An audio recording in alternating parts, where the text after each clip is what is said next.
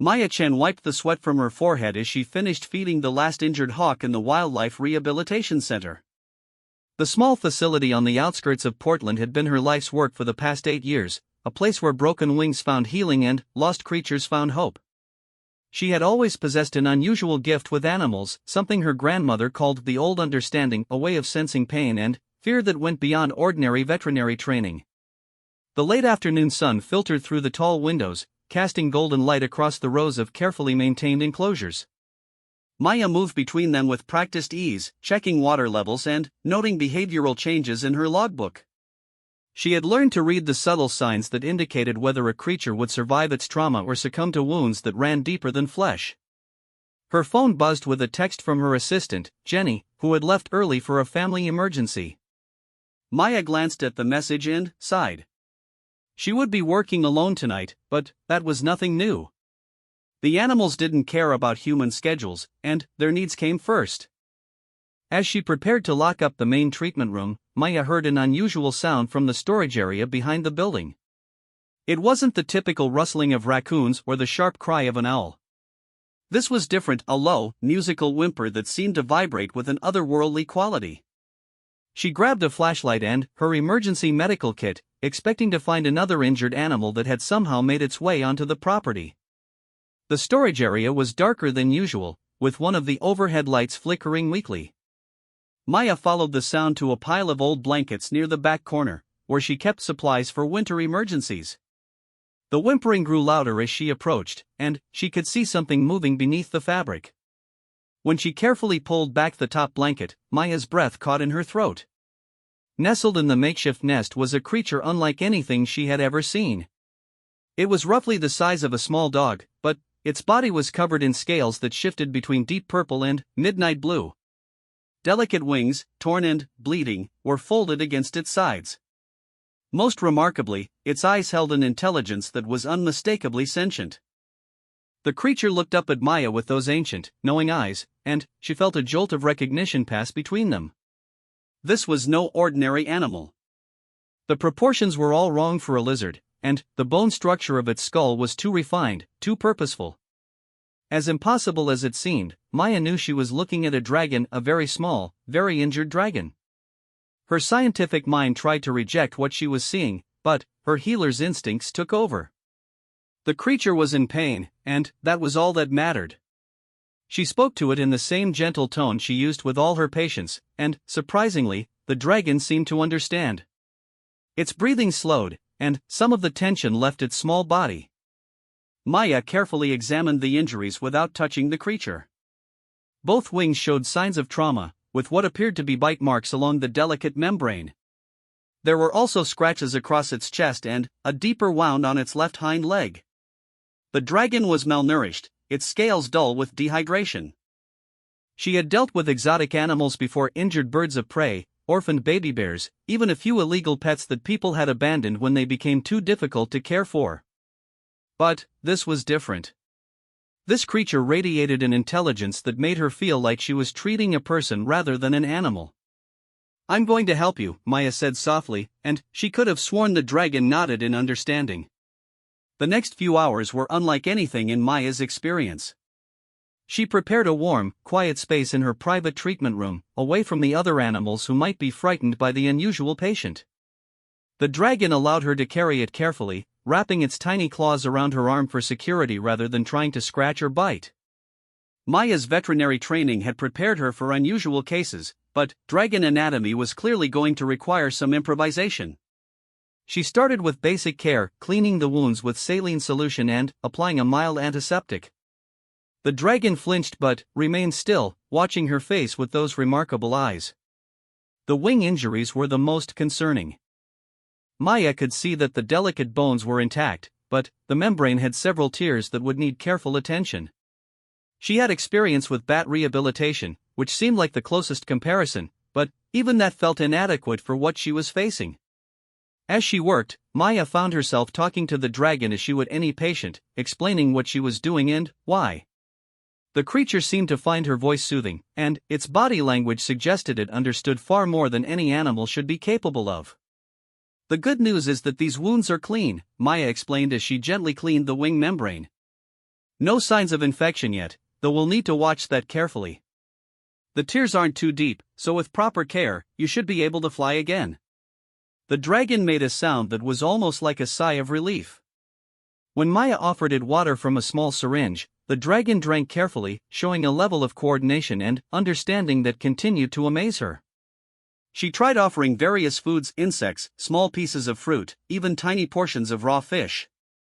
The dragon showed interest in everything but ate very little, as if it was too weak to manage more than a few bites.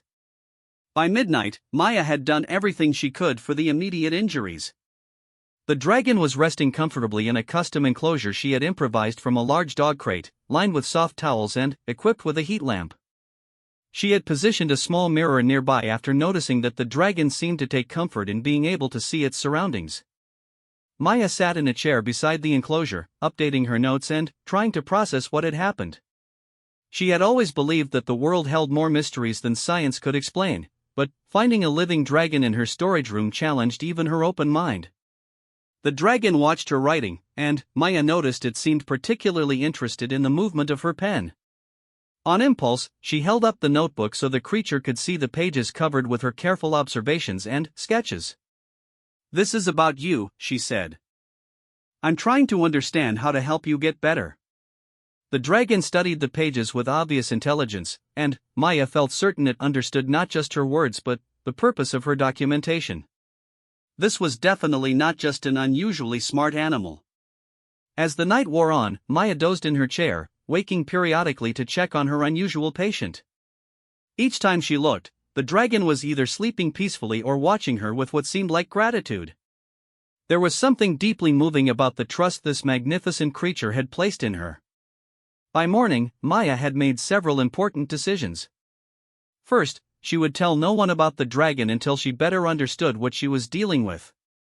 Second, she would dedicate herself completely to its recovery, regardless of how long it took. And third, she would approach this case not just as a veterinarian treating an injured animal, but as a person helping another intelligent being in need. The dragon seemed to sense her commitment. When Maya offered it breakfast, the creature ate more than it had the night before, and its eyes held a spark of hope that hadn't been there in the darkness of the storage room. Maya knew her life had just changed in ways she couldn't yet comprehend, but she felt ready for whatever challenges lay ahead. She had spent years caring for creatures that couldn't speak for themselves, and now she had found one that might actually understand her efforts in ways that transcended the usual boundaries between human and animal. The rehabilitation would be unlike anything she had ever attempted, but Maya Chen had never backed down from a challenge when a life was at stake. As she watched the small dragon carefully groom its scales with obvious intelligence and purpose, she knew this would be the most important case of her career. 3 weeks had passed since Maya discovered the injured dragon, and the rehabilitation process had proven more remarkable than she could have imagined. The creature, which she had begun thinking of as Ember due to the way its scales seemed to glow when it was content, had shown signs of intelligence that challenged everything Maya thought she knew about animal cognition. The physical healing had progressed better than expected. The wing membranes were mending cleanly, though Maya knew it would be several more weeks before Ember could attempt flight. The scratches on its chest had healed completely, leaving only faint lines visible beneath the iridescent scales. Most importantly, Ember had regained weight and strength, its eyes now bright with vitality rather than the dull pain Maya had first witnessed. But it was the emotional and intellectual connection that truly amazed Maya. Ember seemed to understand not just her words but her intentions. When Maya explained procedures before performing them, the dragon would position itself appropriately and remain calm throughout treatments that would have required sedation for any other patient. Maya had also discovered that Ember possessed an uncanny ability to sense the emotional states of other animals in the facility. On several occasions, the dragon had become agitated when other patients were in distress, even when they were housed in different parts of the building. It was as if Ember could feel their pain and wanted to help, though it was too small and injured to do anything but express concern through its own vocalizations. The most extraordinary breakthrough had come during the second week, when Maya was struggling to save a young owl that had been brought in with severe injuries from a car strike. The owl was failing despite her best efforts, and Maya was preparing herself for the heartbreak of losing a patient. Ember had been unusually restless that evening, making soft chirping sounds and pacing within its enclosure. When Maya sat down near the owl's cage, feeling defeated, Ember had climbed to the front of its own enclosure and began what could only be described as singing. The sound was unlike anything Maya had heard, a complex melody that seemed to resonate with frequencies beyond human hearing. The effect on the injured owl had been immediate. The bird's labored breathing had eased, and, for the first time in days, it had lifted its head and shown interest in food. Maya couldn't explain what had happened, but she knew Ember's song had somehow provided healing that went beyond medical intervention. From that night forward, Maya began bringing Ember to visit other patients during their treatment. She fashioned a small, secure carrier that allowed the dragon to observe and interact safely while she worked. The results were consistently remarkable. Animals that had been too stressed to eat would calm down in Ember's presence. Creatures that had lost the will to live seemed to find new hope when the dragon sang its mysterious songs. Maya documented everything meticulously, though she knew no scientific journal would ever publish her findings. The evidence was clear to her, but the implications challenged fundamental assumptions about the nature of intelligence and healing that the veterinary community wasn't ready to accept. During quiet moments, Maya found herself having what could only be called conversations with Ember. She would share her thoughts about difficult cases, and the dragon would respond with a range of vocalizations that seemed to express understanding, concern, and even suggestions. Maya began to recognize patterns in Ember's sounds, almost like a rudimentary language. One evening, as Maya was updating her patient files, she noticed Ember watching her computer screen with unusual intensity. The dragon had always been interested in her record keeping, but tonight it seemed particularly focused on the images of other animals she was reviewing. On impulse, Maya opened a photo album containing pictures of successfully rehabilitated animals that had been released back into the wild. As she scrolled through the images, Ember made excited chirping sounds and pointed with one tiny claw at particularly vibrant photos of birds in flight. "You want to see them fly free, don't you?" Maya asked softly.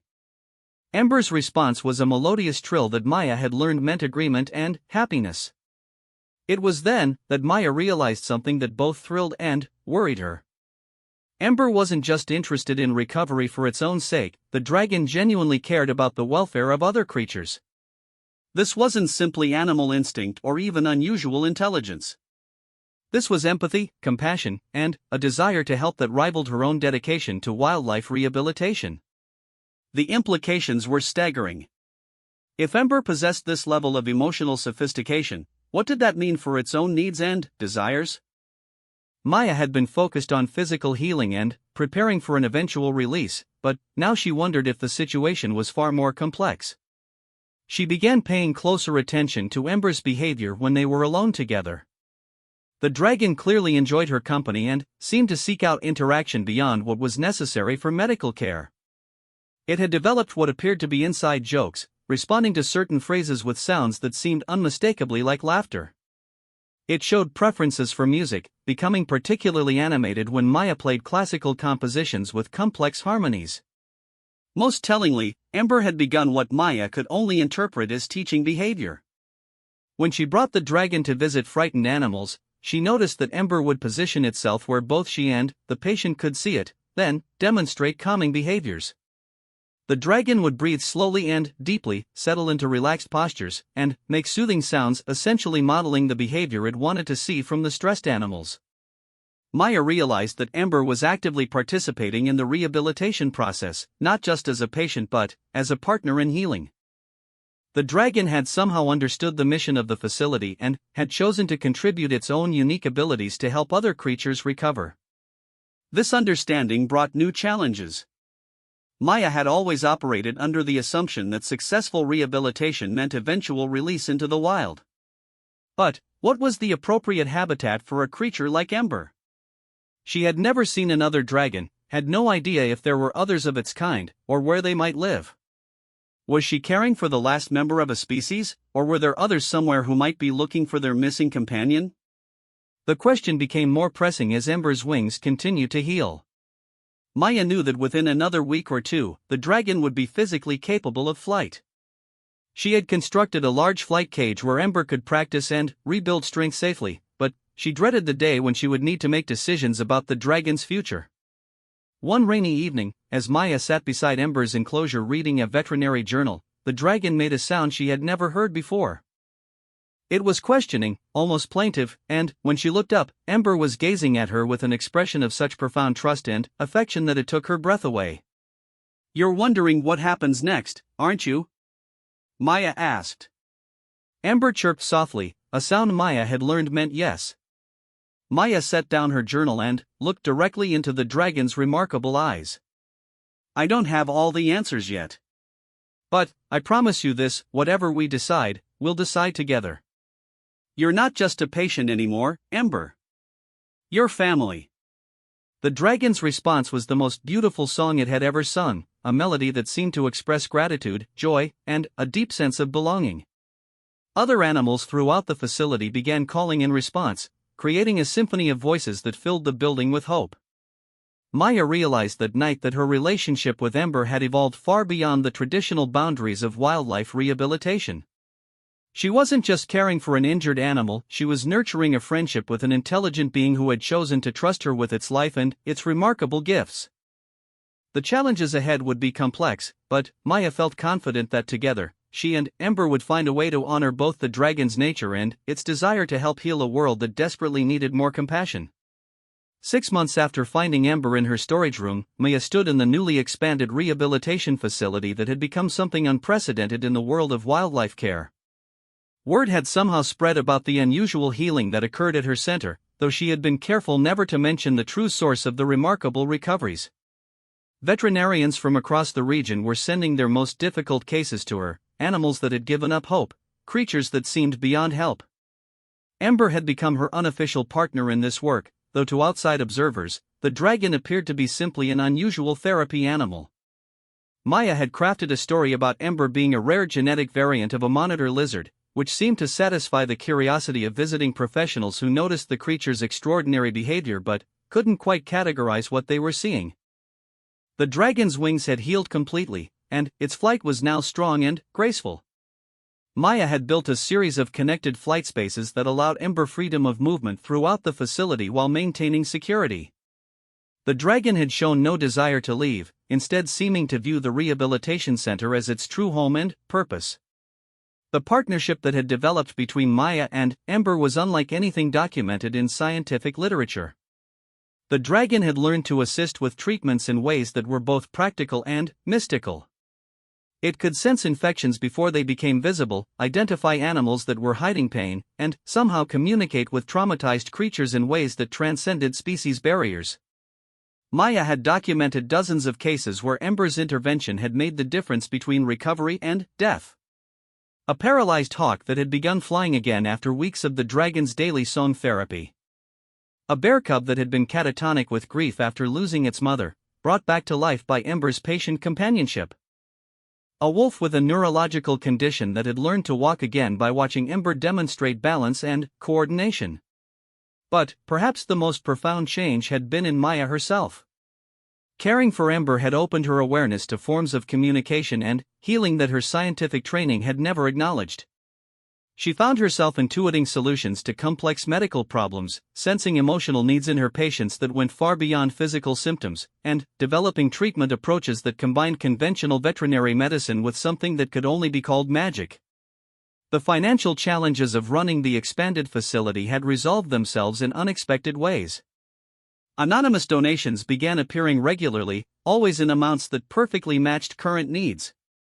Maya suspected Ember somehow knew about their financial situation, though she had never figured out how the dragon might be connected to these mysterious benefactors. Jenny had returned from her family emergency 3 months earlier and had quickly adapted to working with Ember. The dragon seemed to approve of Jenny's gentle nature and often sought her out for companionship when Maya was busy with other patients.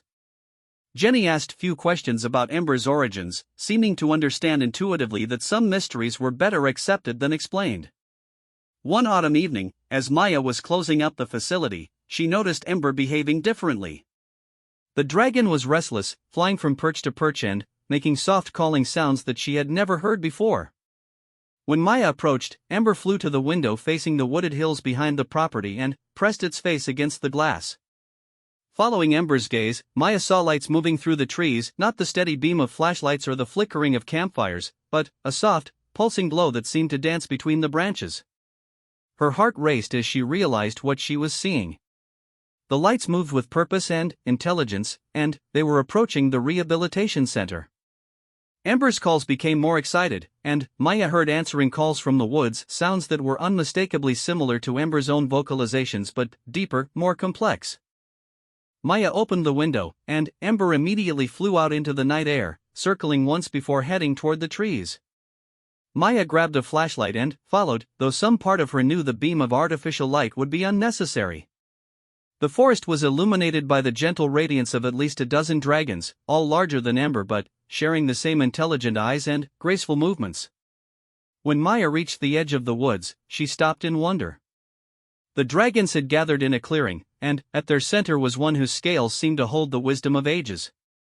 This elder dragon approached Maya slowly, and she felt the same sense of recognition she had experienced during her first encounter with Ember. The elder dragon spoke, not in words but directly to Maya's mind, and somehow she understood perfectly. Ember was young, barely more than a child in dragon years, and had become lost during a learning flight. The community had been searching for months, following rumors of unusual healing activity that suggested one of their kind was working among humans. Maya learned that dragons were guardians of natural balance, healers who worked quietly throughout the world to maintain harmony between species. They lived in small communities hidden in remote places, emerging only when their special abilities were needed. Ember's natural calling was to heal, but it was supposed to learn these skills from elder dragons, not by accident among human cared-for animals. The elder dragon's communication conveyed both gratitude for Maya's care and an invitation for her to understand the larger picture. Ember could return to its community now, but the young dragon had formed an unprecedented bond with a human, and its healing work at the rehabilitation center had achieved something remarkable, a bridge between dragon magic and human veterinary science that could benefit creatures across many species. Maya felt a deep sadness at the thought of losing Ember, but she knew she had to consider what was best for the dragon. She had always believed that successful rehabilitation meant returning creatures to their natural lives, and now she was facing that principle with her most important patient. But Ember had other ideas. The young dragon flew to Maya and settled on her shoulder, then turned to face the elder dragon with what Maya interpreted as respectful but firm determination. The conversation that followed was conducted entirely in dragon communication that Maya could sense but not fully understand. Finally, the elder dragon approached Maya again, and this time its mental voice carried amusement along with wisdom. Ember had requested permission to continue its education in a new way by remaining at the rehabilitation center as an ambassador between dragon and human healing traditions. The young dragon argued that this partnership had already saved more lives than traditional methods alone, and that the opportunity to learn about human veterinary science while teaching dragon healing arts was too valuable to abandon. The elder dragon's response was a mixture of surprise, pride, and approval. This was unprecedented, but Ember's results spoke for themselves. The community would support this new path, with regular visits to ensure Ember maintained its connection to dragon culture and continued learning from elder teachers. Maya felt tears streaming down her face as she realized that she wouldn't have to say goodbye to Ember after all. But, more than that, she was being welcomed into a larger community of healers whose work spanned species and merged ancient wisdom with modern knowledge. The elder dragon had one final message for Maya. Her facility would become a unique place in the world, where dragon healing arts and human veterinary medicine would be taught together. Other dragons would visit periodically, and selected humans would be invited to learn techniques that could revolutionize wildlife rehabilitation. As the dragon community prepared to depart, each member approached Maya and Ember with what could only be described as a blessing. Maya felt their approval and acceptance, and understood that she had been entrusted with something precious beyond measure. When dawn broke over the rehabilitation center, Maya and Ember were alone again, but everything had changed.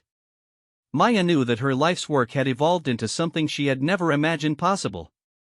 She was no longer just a wildlife rehabilitator, she was a student and teacher in an ancient tradition of healing that bridged worlds. Ember settled contentedly in its favorite perch and began the day with its usual morning song, a melody that now carried new harmonies learned from its family. The animals throughout the facility responded as they always did, with renewed hope and energy for the healing process. Maya smiled as she began her daily rounds, knowing that each day would bring new opportunities to learn and grow in this remarkable partnership. She had thought she was saving an injured dragon, but Ember had taught her that sometimes the act of caring transforms the caregiver as much as the one being cared for. The rehabilitation center continued its vital work, but now it carried the wisdom of two worlds, united by the simple truth that love and dedication could overcome any obstacle when combined with the courage to care against all odds.